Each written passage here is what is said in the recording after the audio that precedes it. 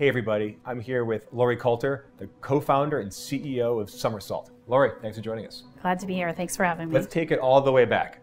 Where did you grow up, and kind of what were you into before college?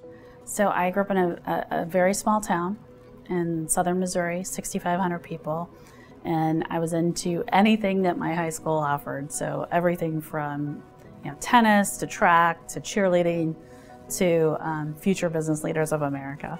So very active, all the clubs, you name it. What did you think about when you were growing up in that small town? Did you ever envision what you might do in life, whether it was a career, a field? Yeah, I was always very interested in business, and in fact, participated in a lot of economics and business-oriented types of curriculums and competitions. And it just so happened in my small town, one of the more successful enterprise banking software companies was based there, and they service small and mid-sized banks around the country. And I was really influenced by their journey from early on the NASDAQ to really eventually being a $7 billion plus company. Oh, okay. And I saw that happen in my own life, in my own community, and thought, maybe I could do it someday. And what was the kind of the spark to your fashion brand Summersalt?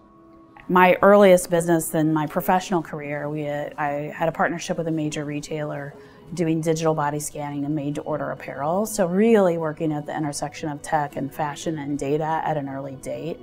We were able to scan 10,000 women, but not just scan them, we actually made a swimsuit for each of them and had that one-to-one feedback loop that really still informs Summersalt's fit to this day. We also mastered quick turnaround manufacturing. So think hero fabrics, construction clusters, and we own that fit down to the nth degree still at Summersalt. So that experience, got you into like the tech and got you obviously into the swimwear. When did you decide to, okay, I'm going to go out leave this company and go out on my own and start my own thing?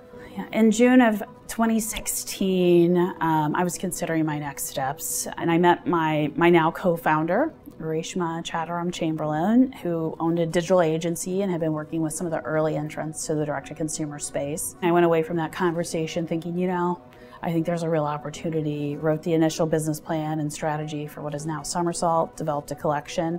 Ironically, we understood the economics day one, had the supply chain really built out, and then I went back to hire her agency in December of 2016. We joined forces in early 2017, and the rest is really history. Wow. Kind of going into, you starting the company, what were some of the, maybe diversions, pivots, challenges that you kind of overcame and helped, shape the company and kind of evolve? Yeah, one of our interesting, facts is we're based in St. Louis, Missouri. So you can imagine two women founders selling swimsuits out of St. Louis, Missouri. It just, Not a beach town. It's not a beach town. And then really teaching kind of, regional investors what's happening in the direct-to-consumer revolution, 5 years ago almost now.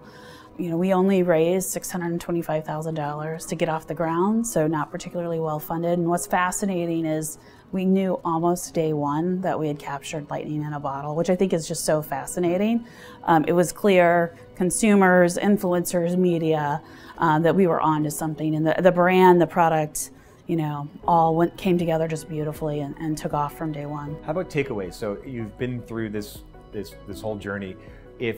What would be your top advice if an entrepreneur came to you and said, listen, I'm looking to leave my job and do a startup or get into retail or econ? Just what are kind of your top tips? So number one is focus, and focus on what's appropriate for that stage of the business and gets you to the next level, accomplishes what you need to accomplish. So much of what we do as startup founders, there's a lot of noise and a lot of distractions and a lot of advice that may not be directly related to the outcome you're looking to achieve. So the ability to edit out what is not important is almost more important than focusing on that objective. Saying no is everything. And then the other thing is just make sure you're not getting in your own way. Just paint the biggest picture of what you want to accomplish and go for it unapologetically.